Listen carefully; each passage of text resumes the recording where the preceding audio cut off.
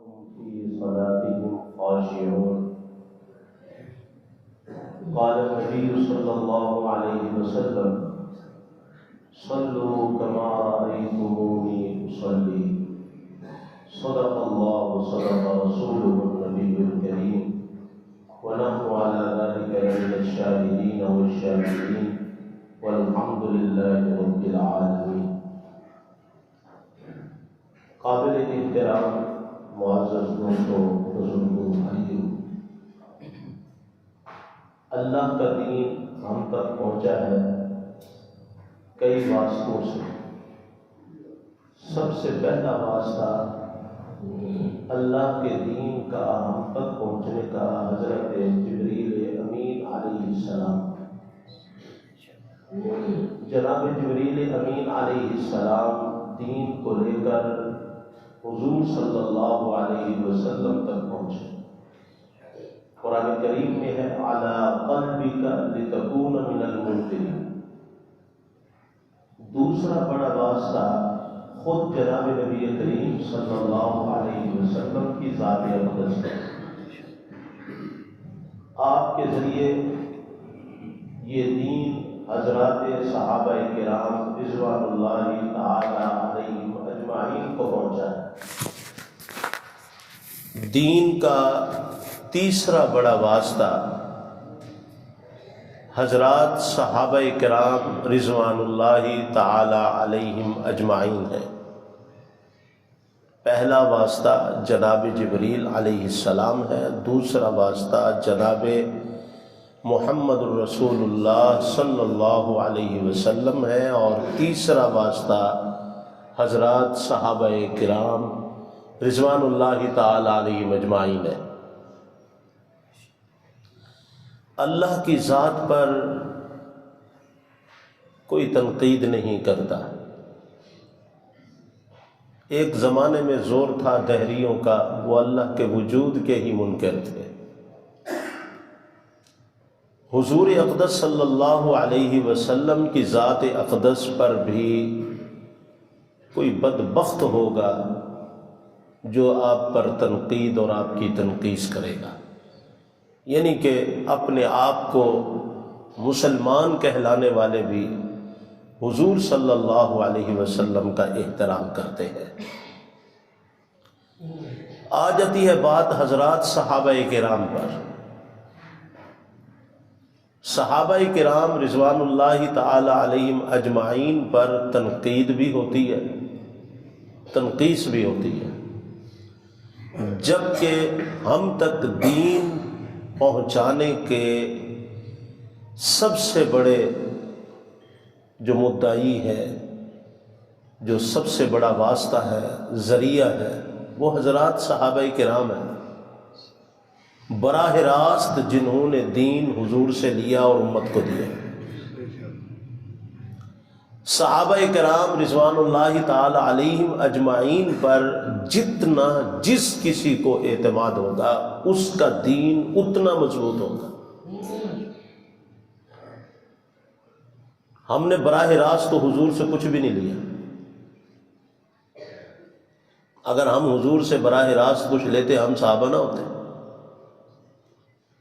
اب جنہوں نے حضور سے دین لیا ہے ان کی مانو، ان کو دیکھو انہوں نے کیا کیا ہے، امت کو کیا دیا ہے. صحابہ کرام کی حیثیت کیا ہے، صحابہ کون ہوتے ہیں. جی آپ کی نظر میں حیثیت نہیں ہوگی، اللہ کی نظر میں صحابہ کی حیثیت ہے، اللہ کے نبی کی نظر میں بھی صحابہ کی حیثیت ہے. سب سے پہلا اور بنیادی مسئلہ جس پر میری اور آپ کی پورے عالم اسلام کی نجات ہے وہ ایمان ہے. جو بندہ ایمان پہ مر گیا نجات پا گیا. اور اللہ تعالیٰ ایمان کے بارے میں کیا فرماتے ہیں؟ اگر تم ایمان میں آنا چاہتے ہو ایسے آؤ جیسے ابو بکر و عمر آئے ہیں. آپ کچھ بھی ذہن رکھتے ہو، کسی بھی طبقے سے آپ کا تعلق ہے، کسی بھی مکتب سے آپ کا تعلق ہے، آپ یہ سورۃ بقرہ کی ابتدائی آیات کسی سے جا کے پوچھیں، وَإِذَا قِيلَ لَهُمْ آمِنُوا كَمَا آمَنَ النَّاسِ، یہ ناس کون ہے؟ اللہ تعالیٰ کن کو یہ کہہ رہا ہے، کن کے بارے میں یہ فرما رہا ہے کہ ان جیسا، ان لوگوں جیسا ایمان لے آؤ؟ یہ لوگ کون ہیں؟ حضرات صحابہ کرام ہیں۔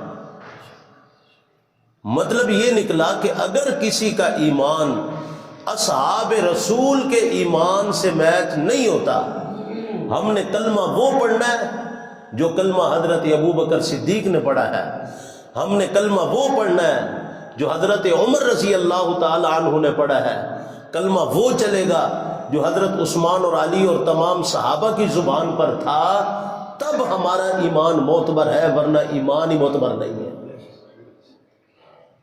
آپ کو پتہ حضور علیہ السلام خود کیا کلمہ پڑھتے تھے؟ وہ میں نہ پڑھ سکتا ہوں نہ آپ پڑھ سکتے ہیں، ہم نے کلمہ وہ پڑھنا ہے جو حضور کے صحابہ نے پڑھا ہے۔ حضور علیہ السلام کا کلمہ یہ ہے، لا الہ الا اللہ انی رسول اللہ۔ حضور یہ نہیں کہتے لا الہ الا اللہ محمد الرسول اللہ، حضور فرماتے ہیں لا الہ الا اللہ انی رسول اللہ۔ وہ لوگوں، اللہ کے سوا معبود کوئی نہیں، میں اللہ کا رسول ہوں، یہ حضور کے الفاظ ہیں۔ اگر کوئی آدمی یہ الفاظ اپنی زبان پہ لاتا ہے، جیسا کہ بہت سارے لوگ ہیں جو یہ کہتے ہیں ہم تو وہی کریں گے جو حضور نے کیا ہے، ہم وہی کہیں گے جو حضور نے کہا ہے، تو اب آپ بتائیے، حضور تو فرما رہے ہیں لا الہ الا اللہ انی رسول اللہ، اگر کوئی آدمی حضور علیہ السلام کے یہ الفاظ پڑھتا ہے اور اسی کو وہ حق بجانب سمجھتا ہے اور اسی پر وہ مصر ہے کہ میں یہی کہوں گا جو حضور نے کہا ہے لا الہ الا اللہ انی رسول اللہ، بتاؤ یہ بندہ بچا؟ اس کا ایمان بچا؟ کلمے میں ہمارا معیار صحابہ ہے۔ ہم نے دیکھنا یہ حضرت ابو بکر صدیق رضی اللہ تعالیٰ عنہ نے اول ویلے کون سا کلمہ پڑھا، اس کے الفاظ کیا ہیں؟ لا الہ الا اللہ محمد الرسول اللہ۔ حضرت عمر آ رہے ہیں لا الہ الا اللہ محمد الرسول اللہ۔ آج تک پوری امت اسی نقطے پر کھڑی ہے، یہی الفاظ ہیں اور اسی کو کلمہ پڑھا جا رہا ہے، کیونکہ اللہ نے فرمایا ہے وَإِذَا قِيلَ لَهُمْ آمِنُوا كَمَا آمَنَ النَّاسِ، اگر ایمان میں آنا چاہتے ہو ایسے آؤ جیسے نبی کے صحابہ آئے ہیں۔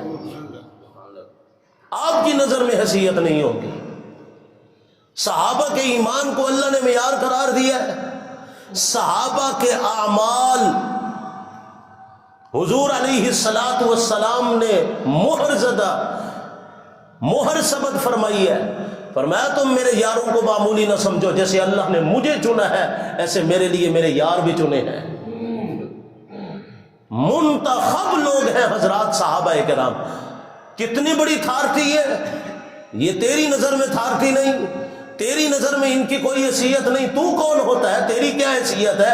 اللہ کے نبی فرماتے ہیں سنو لوگوں، علیکم بسنتی وسنت الخلفاء الراشدین المہدیین، جیسے میرے طریقوں کو پکڑتے ہو میرے خلیفوں کے طریقوں کو بھی ایسے پکڑنا، جیسے میری سنت تم پر لازم ہے میرے خلیفوں کی سنت بھی تم پہ لازم ہے۔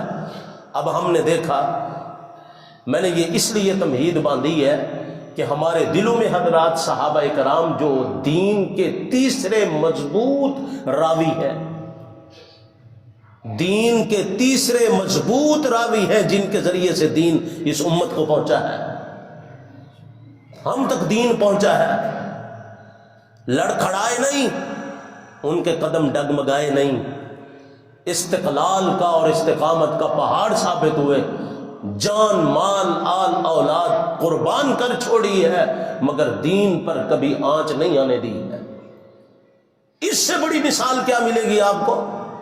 فاروق اعظم رضی اللہ تعالی عنہ پر حملہ کس میں ہوتا ہے؟ نماز میں ہوتا ہے۔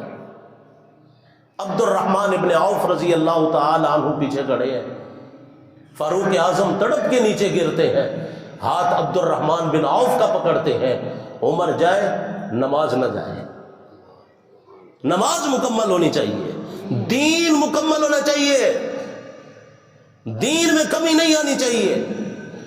ہمارا دین ایسا نہیں ہے، یہ کوئی مشین سے نکلنے والی سیویاں نہیں ہے۔ اور پہلے زمانے میں مشین ہوتی تھی نا، اب تو بڑا ماڈرن دور آ گیا ہے نا جی، ہاتھ کے ساتھ مشین چلاتے تھے اور نیچے سے کوئی سیویاں ادھر کو جا رہی ہیں، کوئی سیویاں ادھر کو جا رہی ہیں۔ دین وہ سیویاں نہیں ہے، دین وہ ہے جو اللہ اور اس کے رسول نے ہمیں پابند کر دیا ہے۔ خبردار، الیوم اکملت لکم دینکم واتممت علیکم نعمتی ورضیت لکم الاسلام دینا۔ نہ تم اس میں اضافہ کر سکتے ہو، نہ کچھ بڑھا سکتے ہو، نہ گھٹا سکتے ہو۔ دین اس چیز کا نام ہے۔ تو ہم نے کس کو دیکھنا ہے بھائی؟ بولو، دین پر چلنے کے لیے ہم نے کس کو دیکھنا ہے؟ صحابہ نے کیا کیا ہے، صحابہ کی نماز کیسی ہے۔ وہ جی نماز محمدی پڑھو، سب سے دین کا اہم مسئلہ ہی نماز ہے۔ کلمہ پڑھنے کے بعد جو بات رہ جاتی ہے نا، سب سے پہلے اور بنیادی بات وہ نماز ہے، جس کی نماز سے اس کا سارا دین سے۔ من اقامہا فقد اقام الدین، اس نے دین کو قائم کیا ہوا ہے۔ جو نماز کا بندہ قائم کرتا ہے اور نماز کا عادی بندہ ہے، نماز بنیادی چیز ہے۔ صحابہ کی نماز کیا ہے؟ تکبیر تحریمہ سے شروع ہوتی ہے۔ صحابہ ایسے ہاتھ اٹھاتے تھے، حدیثوں میں آتا ہے، آپ کو بہت ساری باتیں حدیثوں میں ملیں گی، کانوں کی لو کے برابر بھی، سینے کے برابر بھی، اوپر بھی۔ صحابہ کا عمل کیا ہے؟ صحابہ کوشش کرتے تھے حضور علیہ السلام کے تمام فرامین پر عمل ہو جائے اور ان کو جمع کر دیا جائے۔ سب سے پہلی ترجیح یہی ہوتی تھی، کوئی فرمان رسول، کوئی عمل رسول ہم سے چھوٹنے نہ پائے۔ اب دیکھیے نا، سارا سال ہم نماز فجر کس میں پڑھتے ہیں؟ روشنی میں، ایسے ہی ہے۔ رمضان میں روشنی میں پڑھتے ہو، تو ہم تو دونوں حدیثوں پہ عمل کر رہے ہیں، ہم تو دونوں حدیثوں کو جوڑ رہے ہیں۔ مولانا نے مجھے عنوان ہی وہ دے دیا جو ہمارا روز کا مشغلہ ہے، نماز ٹھیک کرو جی، نماز نبوی بتاؤ، نماز مسنون بتاؤ۔ اب نماز مسنون پہ لکھی جانے والی کتابیں اتنی موٹی ہیں۔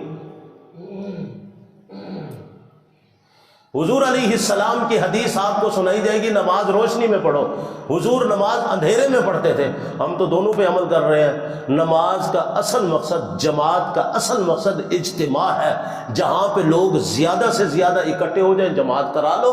ہم رمضان میں دیکھتے ہیں لوگ اندھیرے میں اکٹھے ہو جاتے ہیں، ہم تغلیظ والی حدیث پہ عمل کر لیتے ہیں، اندھیرے والی حدیث پہ عمل کر لیتے ہیں، اور غیر رمضان میں ہم دیکھتے ہیں کہ لوگ اندھیرے میں نہیں آتے، روشنی میں آتے ہیں، تو ہم روشنیوں والی حدیث پہ عمل کر لیتے ہیں۔ ہم نہ وہ حدیث چھوڑتے ہیں نہ وہ حدیث چھوڑتے ہیں۔ حدیث تغلیظ پر بھی عمل ہو رہا ہے، حدیث اسفار پر بھی عمل ہو رہا ہے۔ خود حضور علیہ السلام کا یہ فرمان ہے، اسفروا بالفجر فإنہ اعظم للأجر، لوگوں صبح کو خوب روشن کر کے پڑھا کرو، اس لیے کہ اس میں اجر و ثواب زیادہ ملتا ہے۔ حضرات، صحابہ کرام کے عمل کو دیکھنا ہے کہ صحابہ نے کیا کیا ہے، نبی سے جنہوں نے دین براہ راست سیکھے انہوں نے کیا کیا ہے، امت کو دیا کیا ہے۔ تکبیر تحریمہ پر رفع یدین ہے یا نہیں ہے؟ آپ کرتے ہو یا نہیں کرتے ہو؟ ایک آدمی کو میں نے سنا، وہ قرآن سر پہ رکھ کے کہتا ہے رفع یدین کے بغیر نماز نہیں ہوتی۔ او لوگو، قرآن میرے سر پر، رفع یدین کے بغیر نماز نہیں ہوتی۔ میں نے کہا بالکل نہیں ہوتی، میں بھی قرآن سر پر رکھ کر کہتا ہوں رفع یدین کے بغیر نماز نہیں ہوتی، لیکن امت کو دھوکہ نہ دو۔ اس رفع یدین سے مراد تکبیر تحریمہ کا رفع یدین ہے۔ حضرت عبداللہ ابن مسعود رضی اللہ تعالی عنہ بہت بڑا نام ہے، حضور علیہ السلام کے خادم خاص، صاحب الوسادہ، صاحب النعلین، جن کے پاس حضور کے جوتے، حضور کا تکیہ مبارک، حضور کا تولیہ مبارک، حضور کی خدمت کرنے والے، جن کو اللہ کے نبی نے فرمایا اللہ میں تجھ سے دعا کرتا ہوں ابن مسعود کو علم دین عطا کر، کتاب کا علم دے، اس کو دین کا علم دے، اتنی سندیں جنہوں نے حضور علیہ الصلوۃ والسلام سے لی ہے۔ جاؤ اٹھاؤ ترمذی شریف، صحیح حدیث پڑھ رہا ہوں، حضرت عبداللہ ابن مسعود رضی اللہ تعالی عنہ لوگوں کے پاس آئے، فرمایا الا اصلی بکم صلاۃ رسول اللہ صلی اللہ علیہ وسلم فصلی ولم یرفع یدیہ الا فی اول مرۃ۔ حضرت عبداللہ ابن مسعود فرماتے ہیں لوگوں میں تمہیں نبی والی نماز پڑھ کے نہ دکھاؤں؟ یہ کوئی مذاق تھوڑی ہے، ترمذی میں یہ روایت نہ ہو، کسی نے اس روایت پر کوئی کلام کیا ہو۔ میں بیٹھا ہوں، الا اصلی بکم صلاۃ رسول اللہ، اور میں تمہیں حضور کی نماز پڑھ کے دکھاؤں؟ صحابہ نے کہا جی پڑھ کے دکھائیے۔ فصلی، حضرت عبداللہ ابن مسعود نے نماز پڑھی، فلم یرفع یدیہ الا فی اول مرۃ، آپ نے ہاتھ نہیں اٹھائے پوری نماز میں سوائے تکبیر تحریمہ۔ اگر صحابہ کو مانتے ہو صحابہ کی مانو۔ ہمارے ملک کا سب سے بڑا المیہ یہ ہے، ایک طبقہ ایسا ہے جو صحابہ کو نہیں مانتا، دوسرا طبقہ ہے جو صحابہ کی نہیں مانتا۔ آپ خوش نصیب ہیں، صحابہ کو بھی مانتے ہیں، صحابہ کی بھی مانتے ہیں۔ کیا حضرت عبداللہ ابن مسعود کو حضور کا عمل سمجھ نہیں آیا؟ حضور کی زندگی ان کے سامنے نہیں تھی؟ ایک وقت تھا، ہم کہتے ہیں بہت ساری حدیثوں میں آتا ہے حضور علیہ الصلوۃ والسلام رفع یدین کرتے تھے، رکوع والا بھی کرتے تھے، اٹھتے والا بھی کرتے تھے، تیسری رکعت والا بھی کرتے تھے، ہم اس کا انکار نہیں کرتے، لیکن ہمیشہ نہیں کیا۔ کوئی مئی کلال ایک حدیث لائے جس میں ہمیشگی کا لفظ ہو، صحیح روایت ہو، صحیح روایت ہو، صحیح بھی ہو صریح بھی ہو اپنے معنی میں، ایک روایت بھی نہیں ملتی کہ حضور علیہ السلام نے ہمیشہ رفع یدین کیا، ہمیشہ۔ مجھے ایک آدمی کہنے لگا جی حضرت جابر رضی اللہ تعالیٰ عنہ کی ایک روایت آتی ہے 9 ہجری کی، جو حضور علیہ السلام کی سب سے آخری نماز تھی نا، جس میں حضرت ابو بکر آگے تھے، حضور بیمار ہو کر کے پیچھے آئے، اس میں صحابہ کرام نے اندر ہاتھ رکھے ہوئے تھے اور اپنی چادروں کے اندر سے رفع یدین کر رہے تھے۔ اس روایت میں سجدے کا بھی ذکر ہے، پھر وہ بھی کرو۔ رفع یدین صرف حضور علیہ السلام نے رکوع کو آتے رکوع کو جاتے نہیں کیا، سارے رفع یدین کٹھے کرو۔ حضرت ابو ہریرہ نماز پڑھتے تھے رضی اللہ تعالیٰ عنہ، ہر اونچ اور نیچ پر رفع یدین کرتے تھے۔ حضور علیہ السلام تکبیر تحریمہ میں رفع یدین، رکوع کو جاتے ہوئے رفع یدین، رکوع سے سر اٹھاتے ہوئے رفع یدین، حتیٰ کہ تیسری رکعت کے شروع میں بھی رفع یدین، یہاں تک کہ سجدے کو جاتے ہوئے، سجدے سے سر اٹھاتے ہوئے رفع یدین حضور کرتے تھے، سلام کرتے ہوئے حضور رفع یدین کرتے تھے۔ یہ سارے رفع یدین حضور کے ملتے ہیں۔ وجہ کیا ہے؟ صرف رکوع کو جاتے ہوئے اور رکوع سے سر اٹھاتے ہوئے والا رفع یدین رہ گیا، باقی کدھر گئے بھائی؟ کرو تو سارے کرو۔ میٹھا میٹھا ہپ ہپ تے کوڑا کوڑا تھو تھو، کرنے ہیں تو سارے کرو۔ ہم کہتے ہیں جہاں وہ گئے یہ بھی گئے، اور یہی منشا اس دیا مولانا بڑے آپ کے پاس بیٹھے ہوئے ہیں، قد افلح المؤمنون الذین هم فی صلاتہم خاشعون۔ اللہ فرماتا ہے وہ نمازی کامیاب ہو گئے جن کی نمازوں میں خضوع خشوع ہے۔ میں اندر کی دنیا میں نہیں جاتا، میں کسی نمازی کے دل میں نہیں جاتا کہ اس کے اندر میں کتنا خضوع ہے، اس کے دل میں کتنا خشوع ہے، لیکن اس کا ظاہری معنی حضرات مفسرین نے جو کیا ہے وہ یہی ہے، لا یلتفتون یمینا ولا شمالا ولا یرفعون ایدیہم۔ خضوع خشوع کا معنی یہ ہے، نمازی نماز میں دائیں نہیں دیکھتا، بائیں نہیں دیکھتا، آگے نہیں دیکھتا، پیچھے نہیں دیکھتا، اور نماز کے اندر بار بار رفع یدین نہیں کرتا۔ یہ قد افلح المؤمنون الذین هم فی صلاتہم خاشعون کی تفسیر میں لکھا ہے، جاؤ اٹھاؤ تفسیر کی کتابیں۔ صحابہ پر اعتماد کرو، صحابہ نے کیا دیا؟ علامہ نبی رحمۃ اللہ علیہ نے تمام خلفاء راشدین کا اتفاق اور اجماع نقل کیا ہے کہ حضور کے خلیفے رفع یدین نہیں کرتے تھے۔ صرف تکبیر تحریمہ پر ہاتھ اٹھایا جاتا تھا۔ حضرت عبداللہ ابن مسعود کو آپ تھوڑا سمجھتے ہیں، خود حضرت عمر رضی اللہ تعالیٰ عنہ کے بارے میں آتا ہے، تحاوی میں لکھا ہوا ہے، حضرت علی رضی اللہ تعالیٰ عنہ کے بارے میں آتا ہے، یہ سوائے تکبیر تحریمہ کے رفع یدین کے کوئی اور رفع یدین نہیں کیا کرتے، اور یہی اللہ کے رسول کی منشا ہے، اور یہی منشا عزتی ہے، اللہ کی بھی یہی منشا ہے۔ صحابہ کو دیکھو کیا کیا۔ حضرت جابر بن سمرہ رضی اللہ تعالی عنہ فرماتے ہیں حضور علیہ السلام اپنے گھر سے باہر تشریف لائے، ہم نماز پڑھ رہے تھے، ہمارے پاس آ گئے، آپ نے بتایا کیا فرمایا؟ مالی اراکم، مجھے کیا ہو گیا ہے، میں تم کو دیکھ رہا ہوں، رافعی ایدیکم، کہ تم اپنے ہاتھوں کو بار بار اٹھا رہے ہو، ایسے کأنہا اذناب خیل شمس، جیسے مست گھوڑا بار بار اپنی دم کو ہلاتا ہے، تم اپنے ہاتھوں کو ایسے اٹھا رہے ہو۔ بات یہاں تک ہوتی مزہ اور تھا، لیکن حضور علیہ السلام نے اس مسئلے کی حد مکا دی، فرمایا اسکنوا فی الصلاۃ۔ کیا فرمایا؟ یہ لفظ بولو میرے ساتھ، بولو مسئلہ سمجھ آئے۔ کیا فرمایا؟ اسکنوا فی الصلاۃ۔ مسلم شریف سے میں نے یہ روایت پڑھی ہے، سارا دین بخاری میں نہیں ہے۔ آپ کو پتہ امام بخاری رحمۃ اللہ علیہ کو کتنی حدیثیں یاد تھی؟ 6 لاکھ حدیثیں یاد تھیں۔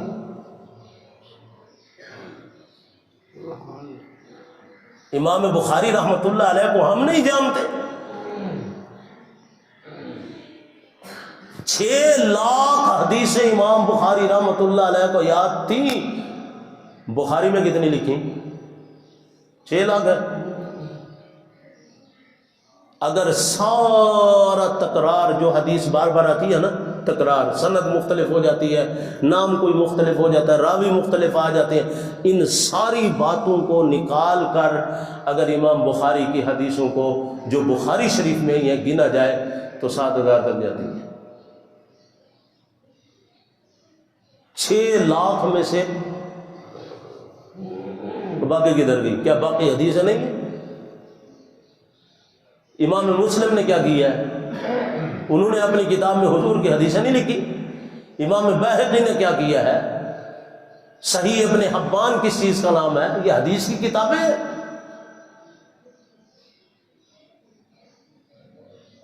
حضور علیہ السلام فرماتے ہیں او لوگوں اسکنوا فی الصلاۃ، نماز میں سکون اختیار کرو۔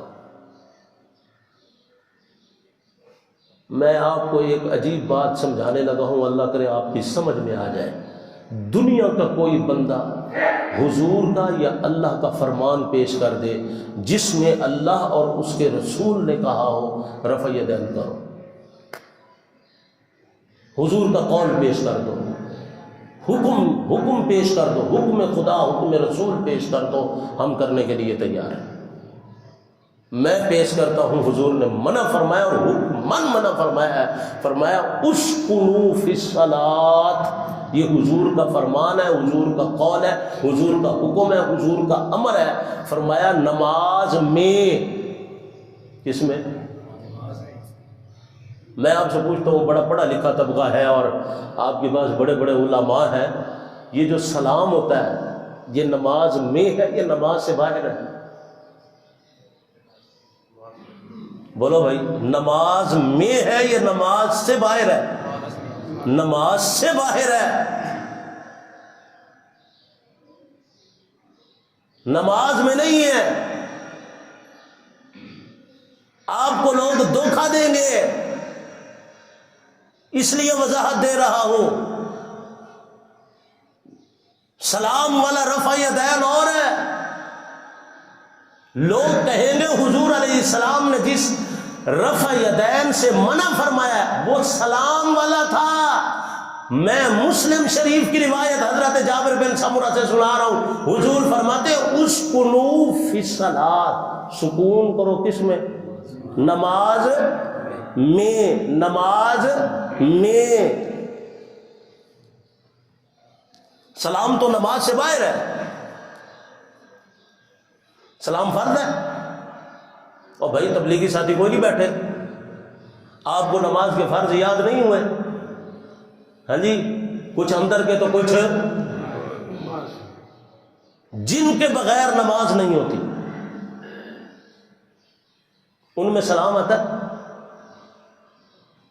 آپ نے فرمایا جس بندے نے تحیات پڑھ لی، حضرت عبداللہ ابن مسعود کو حضور نے فرمایا اذا قلت هذا او فعلت هذا، جب تو یہ کہہ لے یا تو کر لے، پھر تجھے اختیار ہے اٹھ کر کے چلا جائے سلام پھیر دے۔ سلام واجبات میں آتا، فرائض میں تھوڑی آتی۔ فرمایا اسکنوا فی الصلاۃ، نماز میں سکون اختیار کرو۔ سکون کا یہی معنی ہے کہ نماز کے اندر بار بار حرکتیں نہ کرو۔ صحابہ فرماتے حضور نے روکا، ہم رک گئے۔ تو بھائی یہ ہے نماز نبوی۔ ہم پڑھتے تھے نا جب نورانی قاعدہ چھوٹے چھوٹے ہوتے تھے، ہمیں ایک کتاب اب بھی شاید پڑھائی جاتی ہوگی، مولانا خیر محمد جالندری رحمۃ اللہ علیہ نے لکھی ہے، نماز حنفی۔ کیا نام ہے؟ نماز حنفی۔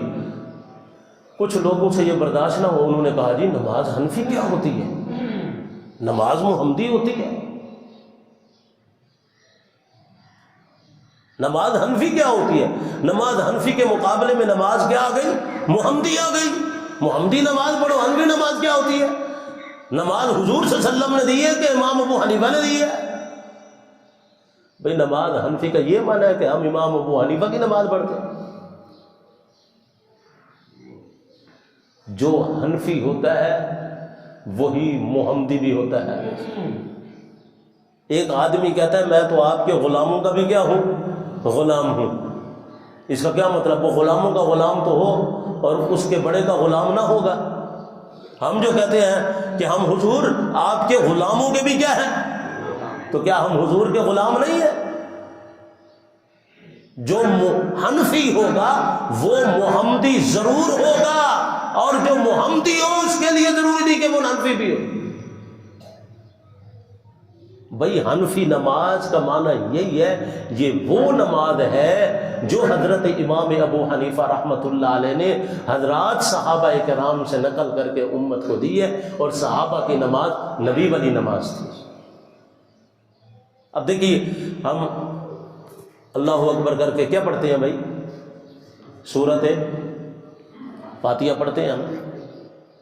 اب جناب حدیث آ گئی، لا صلاۃ الا بفاتحۃ الکتاب، اور جس بندے نے فاتحہ نہیں پڑھی اس کی تو نماز ہی نہیں ہوئی۔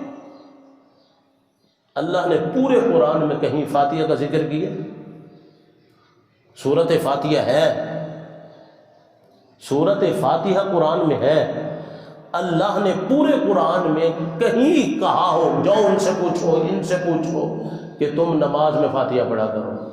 قرآن میں کسی آیت کا ترجمہ ہو؟ بولو بھائی، آج تک آپ نے سنا ہے کسی نے یہ کہا ہو اللہ نے قرآن میں یہ کہا ہے کہ نماز میں کیا پڑھا کرو؟ اگر یہ اتنا بڑا اہم مسئلہ تھا تو اللہ نے اس کو قرآن میں کیوں نہیں جگہ دی؟ کہ اللہ کو نہیں پتا تھا فاتحہ کے بغیر نماز نہیں ہونی؟ اللہ نے اس امت پر آسانی کی ہے۔ فرمایا فقرؤ، سورۃ مزمل، فقرؤ ما تیسر من القرآن، اور قرآن میں سے جو تمہیں آسان لگے وہ پڑھو۔ ایک بندے کو کلمہ ہی نہیں آتا ہے، وہ مسلمان مگر اسے کلمہ، اور اگر آپ ناراض نہ ہوں تو اگر میں آپ سے بھی کسی کا سنوں نا کلمہ، شاید ہم کو بھی صحیح معنوں میں سیدھا کلمہ نہ آتا ہوگا۔ لا الہ الا اللہ، کوئی پڑھتے محمد الرسول اللہ، کوئی پڑھتے محمد الرسول اللہ، کوئی کہتے لا الہ الا اللہ محمد پاک رسول اللہ۔ سندھ میں چلے جاؤ نا، ان کو یہی زبان پہ رٹایا گیا ہے، لا الہ الا اللہ محمد پاک۔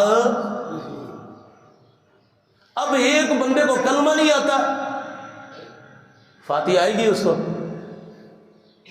وہ پہلے تو اس کا کلمہ تو سیدھا کرو. اب وہ نماز میں آ گیا, اس کو کلمہ نہیں آتا, اب وہ نماز میں آ گیا. اب نماز پڑھ کے جانے لگا. ایک بندہ بیٹھا تھا دروازے میں, ادھر آ بھائی, نماز پڑھی ہے تو نے؟ ہاں جی پڑھی ہے. فاتحہ پڑھی ہے تو نے؟ کلمہ نہیں آتا, تو فاتحہ کی گل کرنا. انہوں نے کہا جا پھر, تیری نماز نہیں ہوئی. مسئلہ فاتحہ کے پڑھنے کا قرآن میں کہاں آیا؟ حدیث میں آیا. اب ایک طرف قرآن ہے اور ایک طرف کیا ہے؟ حدیث ہے. کس کو لوگے؟ قرآن کو لیں گے. اور اللہ نے قرآن کا ادب کیا بیان کیا ہے؟ اذا قرئ القرآن فاستمعوا له. دو حکم خدا ہے. اذا قرئ القرآن, سارا دن آپ بیٹھیں, یہ مسئلے میری زبان سے انشاءاللہ ختم نہیں ہوں گے. اللہ کہتا ہے اذا قرئ القرآن فاستمعوا له وانصتوا. جب قرآن پڑھا جائے سنو بھی اور چپ بھی رہو. مولانا بیٹھے, ان سے پوچھنا, نمازیں پہلے ساری جہری تھیں, سب میں قرات اونچی اونچی آواز میں ہوتی تھی. ابو جہل اور اس کی پارٹی کے لوگ جب ہوش میں ہوتے نا تو ان کو کوئی اور تو نہ سوجتی, وہ حضور کے پیچھے آتے نمازوں کے وقت میں. وقال الذین کفروا لا تسمعوا لهذا القرآن والغوا فیہ لعلکم تغلبون. ابو جہل اور دوسرے کافر کہتے تھے یہ محمد جب نماز میں قرآن پڑھتا ہے نا, اس کے پیچھے جا کر کے سیٹیاں بجایا کرو, تالیاں بجایا کرو, شور شرابہ کیا کرو, تاکہ تم غالب ہو, اس کا قرآن کوئی نہ سنے.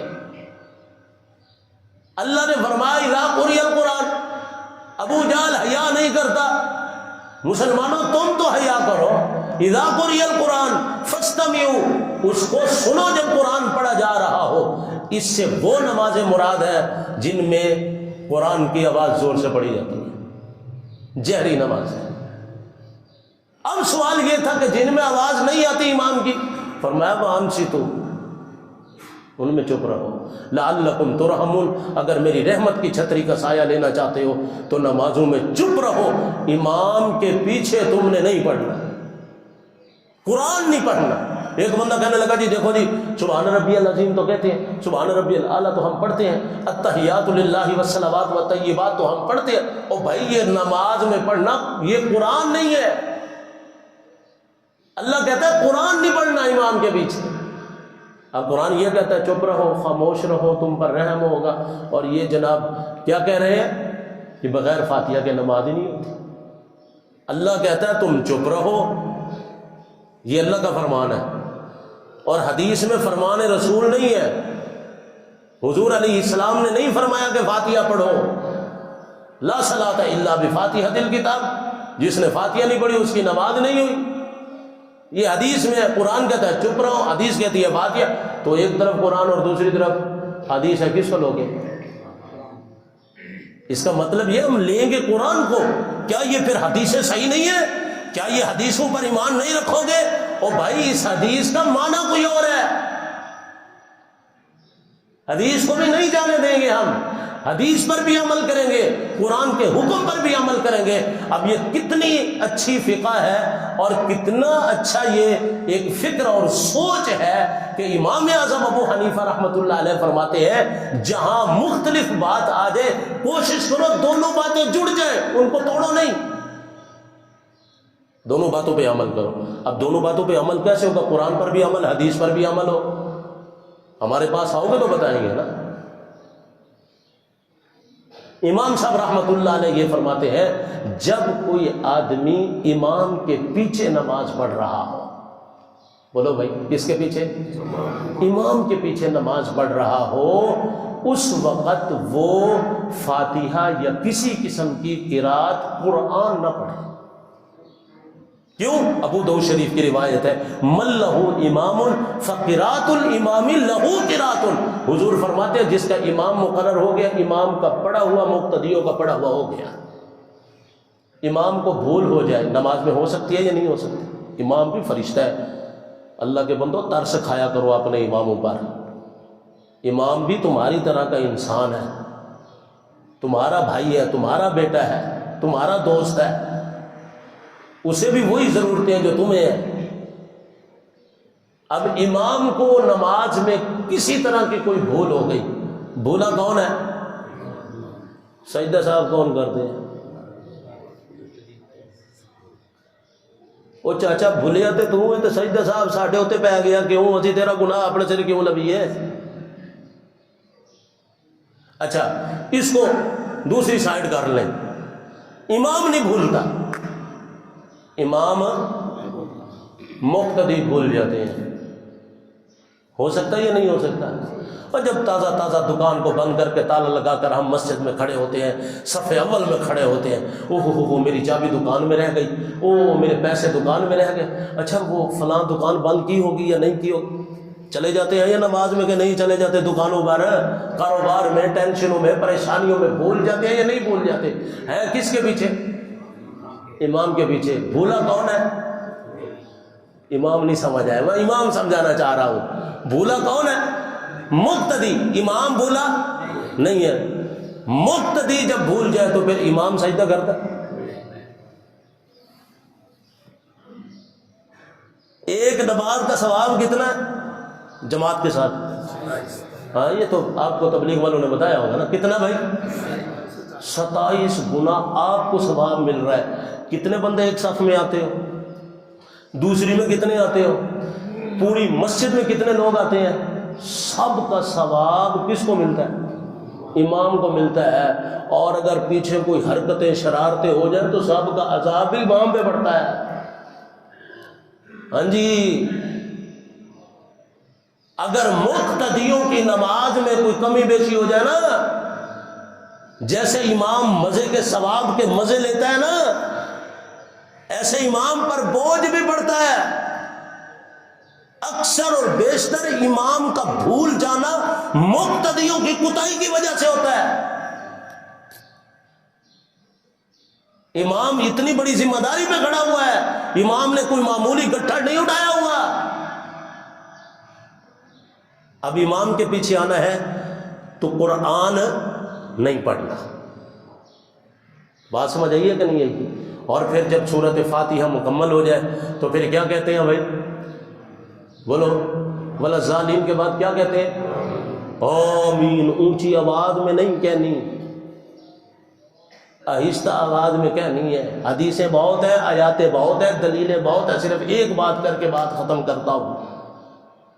آپ پوچھیے ذرا، میں آپ سے پوچھتا ہوں، یہ سورۃ فاتحہ کیا ہے؟ دعا ہے۔ سورۃ فاتحہ کیا ہے؟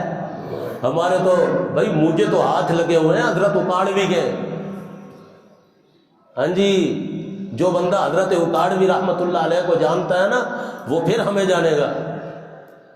حضرت فرمایا کرتے تھے سورۃ فاتحہ دے وچ اللہ نے گلاں ہی دو کیتیاں نے، ایک عقیدہ توحید بیان کیتا ہے تے ایک مسئلہ تقلید بیان کیتا ہے۔ ادھی سورت توحید ہے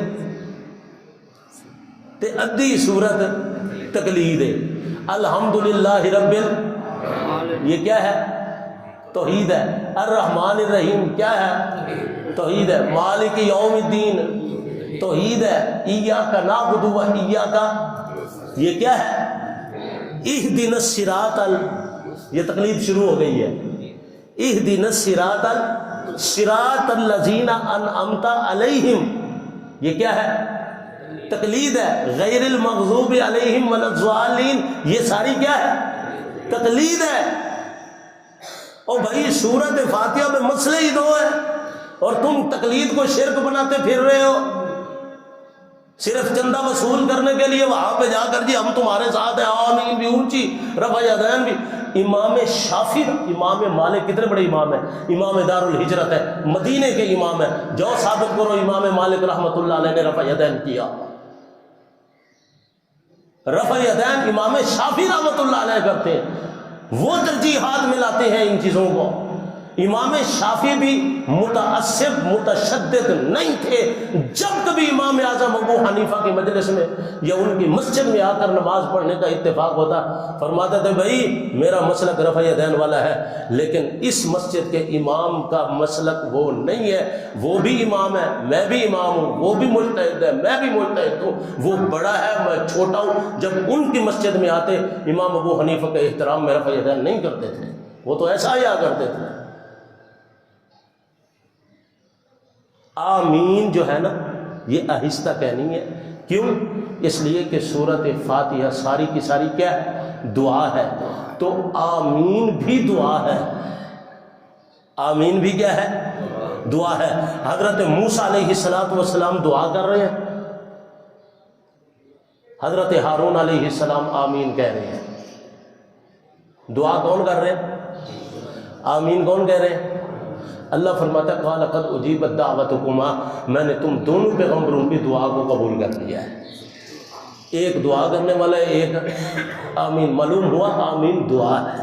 اور دعا کے بارے میں یہ مولانا آپ کو بتاتے ہوں گے، اللہ نے قرآن میں فرمایا ادعوا ربکم تضرعا وخفیا، او بھائیو اللہ کو پکارو تضرعا گڑ گڑا کر، آہستہ آہستہ. یا زکریا کاف ہا یا عین صاد ذکر رحمت ربک عبدہ زکریا. حضرت زکریا علیہ السلام کا نام سنا ہے نا؟ کیا کہہ رہے ہیں؟ اذ نادا ربہ نداء خفیہ. بولو بولو نداء خفیہ. بھی اللہ کو آہستہ بولو، اللہ کو آہستہ مانگو، اللہ سے دعا کرو. اللہ نے یہ ادب سکھایا ہے. آمین دعا ہے، اس لیے نماز میں آمین اونچی نہ کہا کرو، آہستہ کہہ دیا کرو. ایک باہر سے بندہ آئے گا وہ نہیں فرق پا پائے گا کہ یہ آمین فاتحہ ہے یا کوئی الگ چیز ہے. ایک بندہ ترتیب سے پڑھی جا رہا ہے اہدنا الصراط المستقیم صراط الذین انعمت علیہم غیر المغضوب علیہم ولا الضالین آمین. جس لہر میں تلاوت ہو رہی ہے اسی لہر میں کیا آمین کہہ دی. بندہ فرق نہیں کر سکے گا، ان پڑھ بندہ، کہ یہ آمین وہ سمجھے گا شاید یہ بھی فاتحہ ہے، یہ بھی فاتحہ کا حصہ ہے. بھئی ولضالین پہ چپ کرو نا. آمین اس لہر میں اس لہجے میں نہ کہو، اس کو آہستہ کہو تاکہ پتہ چلے یہ فاتحہ ہے یہ فاتحہ نہیں ہے. یہ فاتحہ قرآن ہے، یہ آمین قرآن نہیں ہے، یہ فاتحہ کا حصہ نہیں ہے. تو باتیں آپ کو سمجھ آ رہی ہیں؟ یہ صحابہ والی نماز ہے. اور صحابہ والی نماز کا معنی یہ ہے جو صحابہ نے پڑھی وہی اللہ کے نبی نے پڑھی ہے. اللہ تعالی ہمیں دین کی صحیح معنوں میں سمجھ عطا فرمائے. وآخر دعوانا ان الحمد للہ رب العالمین. الحمد للہ رب العالمین والصلاة والسلام علی سیدنا. اللهم ربنا آتنا في الدنيا حسنة وفي الآخرة حسنة وقنا عذاب النار. پروردگار عالم ہم نے جو کچھ سنا سنایا عمل کی توفیق عطا فرما. اے اللہ ہمیں دین کی صحیح معنوں میں سمجھ عطا فرما. اے اللہ ہمارے نماز روزے کو درست فرما. اے اللہ اس میں اخلاص پیدا فرما. اے اللہ ان کو شرف قبولیت عطا فرما. اے اللہ گناہ گار ہے، خطا کار ہے، سیاہ کار ہے، ڈوبے ہوئے ذلت میں ہے. اے اللہ تیرے محبوب کی امت کا حصہ ہے. اے اللہ ہم سب کے صغیرہ کبیرہ گناہوں کو معاف فرما. اے اللہ ہم سب کی پریشانیاں دور فرما. اللہ مصیبتوں سے نجات عطا فرما. اے پروردگار عالم جتنے مسلمان مسلمات مسلمین اپنے بیگانے قریبی بعیدی اس دنیا سے چلے گئے، اے اللہ سب کی بخشش فرما. اے اللہ سب کی قبروں کو جنت کا باغ بنا. اے اللہ تمام بیماروں کو شفا عطا فرما. اے الہ العالمین مسلمانوں کی مدد اور نصرت فرما. اے اللہ اسلام کا بول بالا فرما، کفر کا منہ کالا فرما. اے الہ العالمین فلسطین اور غزہ کے مظلوم مسلمانوں کی مدد فرما. اے اللہ وہ بے یار و مددگار بے سہارا بے آسرا پڑے، تیرے سوا کسی کا سہارا کوئی نہیں، آسرا کوئی نہیں. اے اللہ تو ہی ان کا مشکل کشا ہے. حاجت حاجت روا ہے، اے اللہ تو ہی داتا ہے، تو ہی غوث اعظم ہے، اے اللہ تو فریاد رس ہے، تو ہی دستگیر ہے، اے اللہ تو ان کی غیبی مدد فرما، اے اللہ ان کی نصرت فرما، اے اللہ ان کی تمام ضرورتوں کو غیب کے خزانوں سے پورا فرما، اے اللہ وہ تیرے دین کے لیے، اسلام کے لیے لڑ رہے ہیں، اے اللہ انہیں کامیابی عطا فرما، اے اللہ ہمارے قبلہ اول کو آزادی نصیب فرما، اے اللہ اسرائیل اور یہود و نصارہ کے پنجوں سے اللہ اس کی حفاظت فرما، اے پروردگار عالم ہم سب پہ اپنی خصوصی رحمتوں کا نزول فرما، اے اللہ رمضان کی برکتیں بہاریں نصیب فرما، اس کے انوارات و تجلیات سے محظوظ ہونے والا بنا، اے اللہ پورا رمضان اور اس کا پورا احترام نصیب فرما، اے الہ العالمین دن دگنی رات چگنی ترقی عطا فرما، اے اللہ اس مسجد کو اور اس مسجد سے ملحق مدرسے کو، اے اللہ یہاں کی انتظامیہ کو، یہاں کی عوام کو، یہاں کے محلے داروں کو اپنی شیان شان جزائے خیر عطا فرما، اے اللہ ہر کسی کے حصے کو شرف قبولیت عطا فرما، اے اللہ یہ دین کے سلسلے جاری ہیں، مساجد ہیں، مدارس ہیں، خانقاہیں ہیں، اے اللہ یہ سارا ایک نظام اور سسٹم ہے، اے اللہ اس نظام کو مزید بہتر سے بہتر فرما، اے اللہ اپنے دین کی خدمت اور آبیاری کے لیے ہمیں قبول فرما، اے اللہ ہمیں قبول فرما، اللہم ربنا آتنا فی الدنیا حسنہ وفی الآخرۃ حسنہ وقنا عذاب النار۔ الہ العالمین ہم سب کو حج بیت اللہ کی سعادت نصیب فرما، اے اللہ ہم سب کو رمضان المبارک کا عمرہ نصیب فرما، اپنے گھر کا طواف نصیب فرما، اپنے محبوب کے روضے پہ حاضری نصیب فرما، اے مولا کریم جتنے لوگ بے اولاد ہیں سب کو نیک صالح اولاد عطا فرما، بے اولادوں کو اے اللہ اولاد عطا فرما، جن کو تو نے دی ہے اے اللہ ان کو ماں باپ کا مطیع و فرما بردار بنا، اے الہ العالمین جتنے مقروض ہیں اے اللہ سب کے قرض کی ادائیگی کے اسباب پیدا فرما، اے اللہ ہمیں رزق حلال واسع طیب نصیب فرما، اے اللہ غیب کے خزانوں سے، اے اللہ غیب کے خزانوں سے ہماری تمام ضرورتوں کو پورا فرما، اے اللہ ہر خیر سے مالا مال فرما، ہر شر سے ہماری حفاظت فرما، اے الہ العالمین جو مانگا وہ بھی عطا فرما، جو نہیں مانگ سکے ہمارے حق میں بہتر ہو سو وہ بھی عطا فرما، ربنا تقبل منا انک انت السمیع العلیم وتب علینا انک انت التواب الرحیم وصلی اللہ تعالی علی النبی الکریم آمین برحمتک یا